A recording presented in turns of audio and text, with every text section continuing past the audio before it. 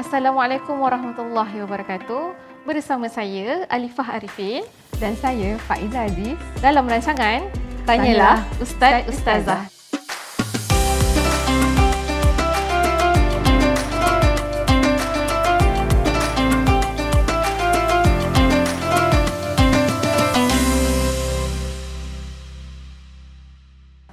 InsyaAllah sepanjang Ramadan ni, rancangan ini bersama-sama kami akan mengupas persoalan-persoalan yang sering berlega di fikiran kami berdua dan juga masyarakat sekitar apabila tibanya waktu Ramadan. Kan? Kita akan tanya soalan sahur, berkaitan dengan zakat, berbuka dan hukum-hukum yang mungkin kita terlepas pandang dan asas untuk amalan kita jugalah, untuk pedoman kita bersama. Jadi Kak, untuk episod 1, kita baru bermula ni, baru nak panas gear. Betul. Untuk episod 1, siapakah gerangan ustaz yang kita jemput? Siapakah dia ustaz dia? Sedengarnya ustaz ni berkelulusan Mesir. Uish, Al-Azhar lah tu. Berasal dari Kedah. Masya Allah. Tapi saya tak reti cakap Kedah macam mana Kak? Abang mainlah, kita cakap Kedah sikit. Okey. Kita bersama kita sekarang ni Ustaz Imran. Yes, apa khabar Ustaz? Habaq? Macam celup Kak, tak payah cakap biasa. Abang baik, Alhamdulillah. Alhamdulillah. Okey, hari ni kita nak ada beberapa soalan lah. Memandangkan kita dah masuk bulan Ramadan sekarang ni. So, setahun sekali je Ramadan ni kan Ustaz. So, kita nak tahulah bilakah puasa ni disyariatkan. Baik, bismillahirrahmanirrahim. Pertamanya, syukurlah kehadirat Allah SWT. Yang keduanya, saya ucapkan ribuan terima kasihlah kepada Alifah dan juga Faizah atas jemputan saya pada sesi kali inilah. Jadi berbalik kepada persoalan yang Alifah dan Faizah utarakan kepada saya sebentar tadi berkaitan bilakah ibadah puasa ini disyariatkan di dalam agama kita, iaitu agama Islam.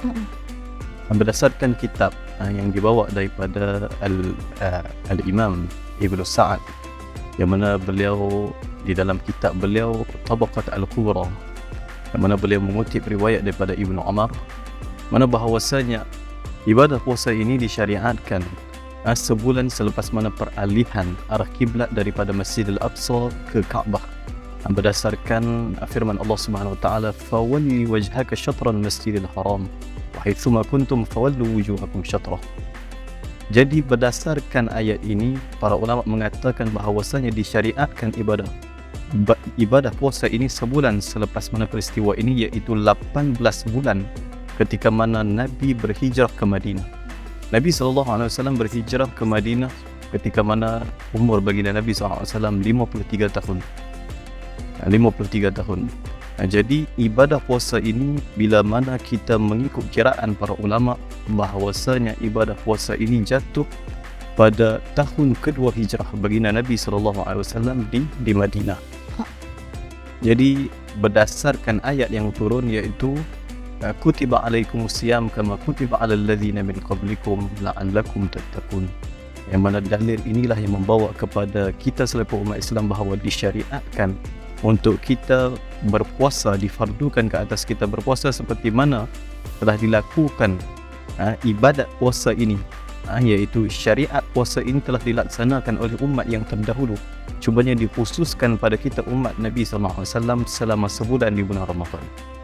Jadi dengan jawapan ini saya harap dapatlah memberi faham, memberi maksud daripada pengertian soalan yang diberikan oleh Alifah dan juga Faizah. Kita semua baru tahu kan. Secara detail. Ni berarti puasa je. Tahu puasa niat. Betul. Terima kasih Ustaz atas pencerahan yang sangat ringkas tapi padat kan Kak kan. Kita pun faham kenapa, bila disyariatkan ni. Jadi Ustaz, rasanya saya pernah terfikirlah sepanjang hidupnya baginda Muhammad sallallahu alaihi wasallam, berapa banyak kali atau berapa kali sebenarnya baginda Muhammad sallallahu alaihi wasallam berpuasa Ustaz? Baik, pertamanya sekali lagi lah saya ucapkan terima kasih kepada Alifah atas pertanyaan. Masya-Allah, tak ada apa Ustaz. Kita sama-sama dah berkongsi berkaitan dengan berapakah bilangan baginda Nabi SAW berpuasa, kerana kiraan di dalam umur ataupun kehidupan baginda Nabi SAW ini dikira tahun hijrah itu adalah hijrahnya baginda Nabi SAW daripada Mekah ke Madinah. Jadi apabila mana dikira oleh para ulama bahawasanya tahun kedua hijrah adalah tahun difardukan ibadah puasa. Baginda Nabi SAW wafat pada tahun ke-11 hijrah. Akan tetapi pada tahun ke-11 hijrah itu baginda wafat pada tarikh bila 12 Rabiul Awal. Yang mana 12 Rabiul Awal ini untuk nak menanti bulan Ramadan lagi 5 bulan lagi.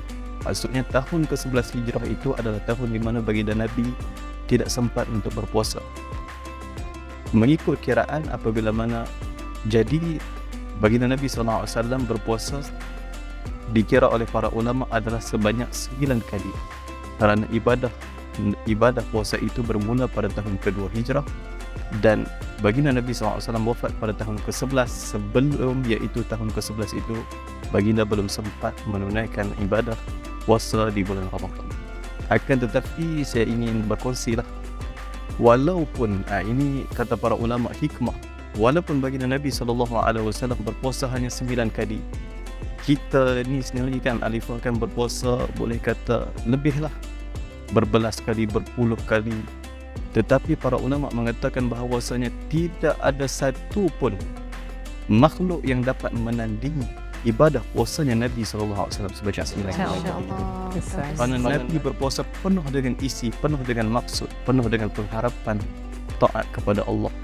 Inilah hikmah yang perlu kita ambil pelajari daripada topik perbincangan atau persoalan yang diberikan oleh Alifah dan juga Faizah pada kali ini. Terima kasih Ustaz, dia sikit sebanyak buat kita berfikir puasa kita tu puasa yang jenis macam mana. Puasa yang level apa. Adakah puasa sekadar menahan lapar dahaga ataupun sekadar puasa yang yang kadang-kadang buka periuk. So terima kasih Ustaz atas perkongsian yang saya rasa sangat ringkas tapi sangat padat yang mana kita boleh bermanfaat, sangat bermanfaat dan boleh diamalkanlah insya-Allah. Jadi Ustaz, sebelum Ustaz meninggalkan kami di sini, Ustaz boleh berikan kami sedikit hadiah lah. Di mana rancangan ni memang sebelum asatizah meninggalkan set kami akan mohon hadiah. Bukan orang yang nak bagi hadiah, kita yang minta hadiah kat dia orang. Untuk kami ataupun kita bersama-sama untuk amalan ataupun sebagai pedoman kepada kami semua insya-Allah. Jadi apakah hadiah yang Ustaz ingin kirimkan itu? Katanya. Baiklah, kalau macam tu antara hadiah lah yang boleh saya berikan buat Alifah dan juga Faizah dan juga sidang pendengar berkaitan program kita ini. Sudilah saya nak kongsikan sebuah hadis baginda Nabi SAW bersabda, "Iza ja'a Ramadan futihat abwabul jannah wa ghulliqat abwabun nar wa suffidatis syayatin." Maksudnya di sini bahawasanya iza ja'a Ramadan, apabila mana datangnya tibanya bulan Ramadan, futihat abwabul jannah, akan dibuka seluas-luasnya pintu syurga.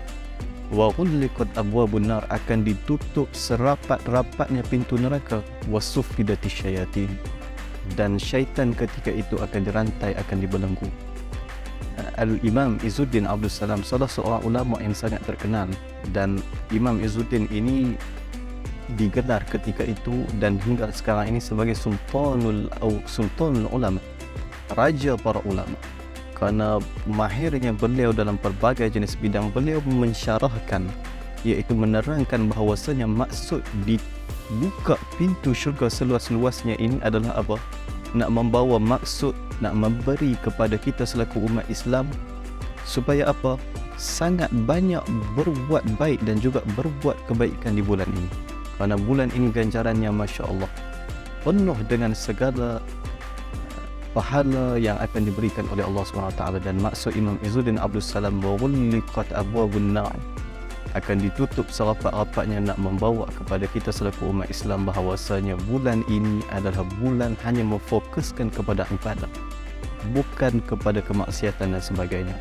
Jadi sekadar inilah saya ucapkan terima kasih sekali lagi pada Alifah dan juga pada Faizah atas jemputan saya pada kali ini. Moga-moga Alifah dan juga Faizah diberi keberkatan, dimurahkan rezeki dan dipermudahkan segala urusan. Saya doakan insya-Allah. Moga kita bertemu lagi di InsyaAllah. insya-Allah. InsyaAllah. Terima kasih Ustaz. Terima kasih Ustaz. Rasa macam dua soalan tu macam alah sekejap ni kan. Tapi tak apa Ustaz, insya-Allah mungkin kita akan buat rancangan-rancangan lain bersama dengan Ustaz Amran khasnya kan. Insya-Allah. Jadi rasanya untuk kali ini punya episod sangat penuh input, padat, ringkas tapi padat. Untuk episod pertama lah Untuk kan? episod pertama. Jadi kita nak tahu siapa yang kita akan bawa minggu depan dan topik apa pula yang kita akan bincangkan. Jadi tunggu pada episod yang akan datang dalam rancangan Tanyalah Ustaz Ustazah.